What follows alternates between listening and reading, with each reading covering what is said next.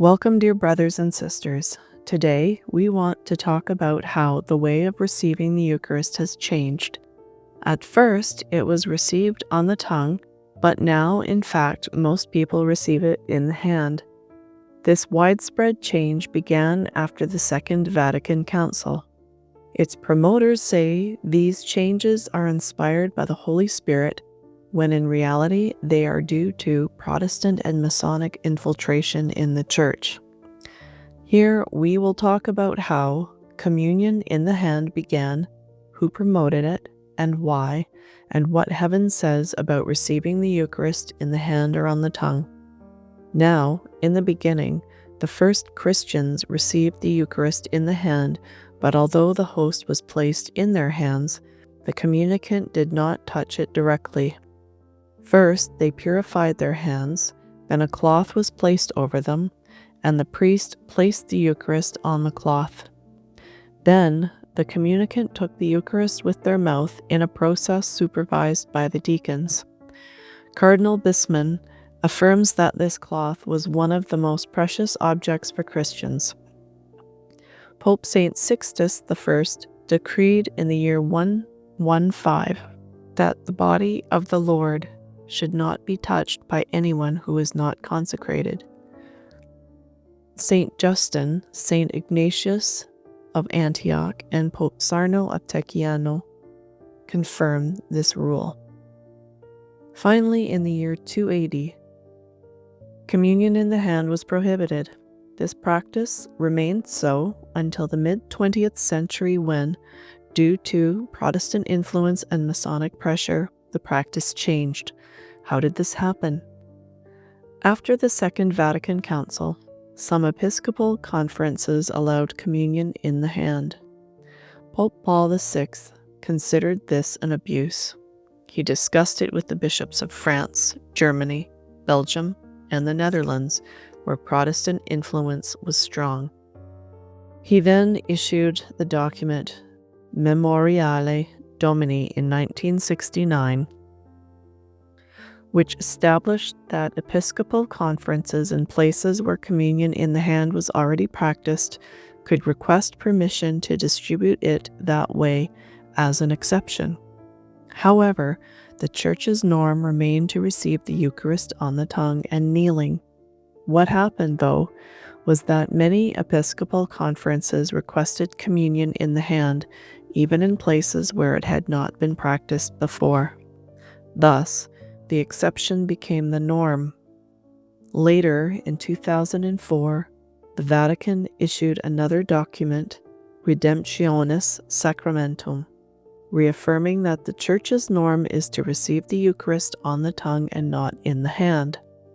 It also clarified that every faithful person has the right to receive communion on the tongue and that any bishop from an episcopal conference that permitted communion in the hand could choose not to apply it in his diocese and maintain the traditional practice. However, few bishops made that decision. On the contrary, there are even bishops who deny communion on the tongue. How did the Masons get involved in this? In 1970, the French newspaper Le Monde revealed a Masonic plan to introduce communion in the hand to extinguish faith in the real presence of Christ in the Eucharist. They sought to have communion seen merely as a symbol of global fraternity instead of an act of adoration to Christ. In 1976, Father Paul Morey de la Poirier revealed a plan. He had discovered Masonic documents on this topic in 1928 and 1929. One of these documents was signed by a 33rd degree Mason named Roca. It said, "We must actively work for the Catholic Church's faithful to receive communion standing. The day we achieve this, our triumph will be complete." Another document suggested that communion be distributed by lay people and in the hand. As justification, it proposed saying that this was how Jesus did it.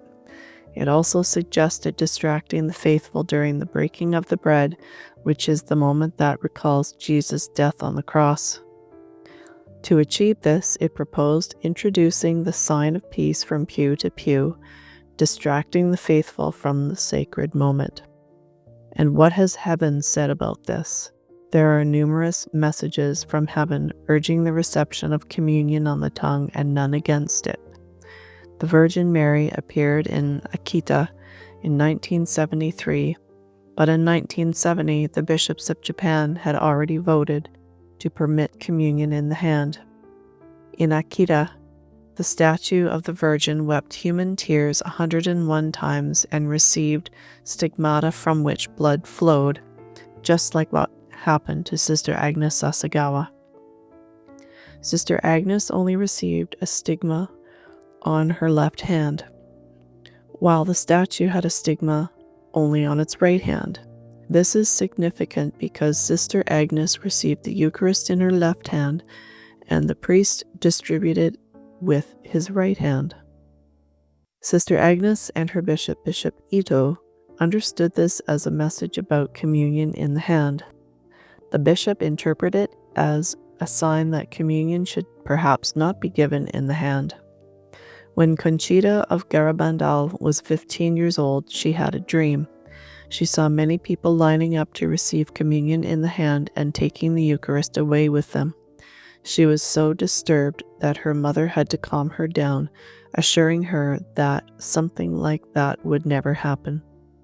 Jose Maria Zavala asked Conchita if she had consulted Jesus about this matter, and she replied that she had. Jesus made it clear to her that he does not approve of communion in the hand. Other mystics had similar revelations.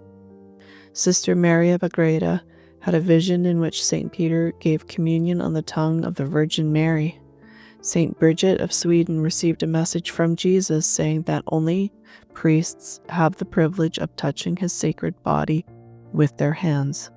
To Juliana of Norwich, Jesus revealed that he did not want his body to be taken by the hands of lay people because they are not priests. Jesus promised Catalina Rivas many blessings for those who promote communion on the tongue. Maria Sima recounted that a soul from purgatory who visited her had black hands because they had systematically received communion in the hand. She even called communion in the hand the work of the devil. Well, that's it.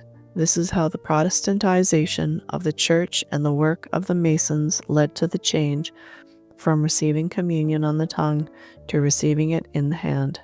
Now, if you liked what we discussed and analyzed, please like this video, share it with your friends, and leave your comment.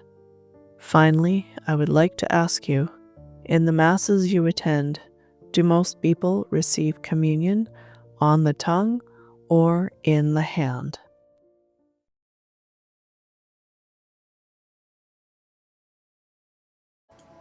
Welcome to Mother in Refuge of the End Times. We are excited to be releasing our 4th book of prayers, introducing our most comprehensive book of prayers to date, entitled My Daily Prayer Book, Hope of a New Heaven and a New Earth. This collection of the most beautiful prayers is dedicated to and inspired by the Queen and Mother of the End Times. As is seen on the cover page, immerse yourself in the profound richness of Catholic tradition with Mother in Refuge of the End Times, My Daily Prayer Book. This meticulously curated collection features prayers for every moment and every occasion, providing spiritual support and inspiration throughout your day. Begin each morning with powerful prayers like the morning offering in the prayer to obtain the grace of all the world's masses. Deepen your devotion with prayers dedicated to the divine will and the Sacred Heart of Jesus. Honor significant moments with consecration prayers, including those to our Blessed Mother, Saint Joseph, in the most Sacred Heart of Jesus.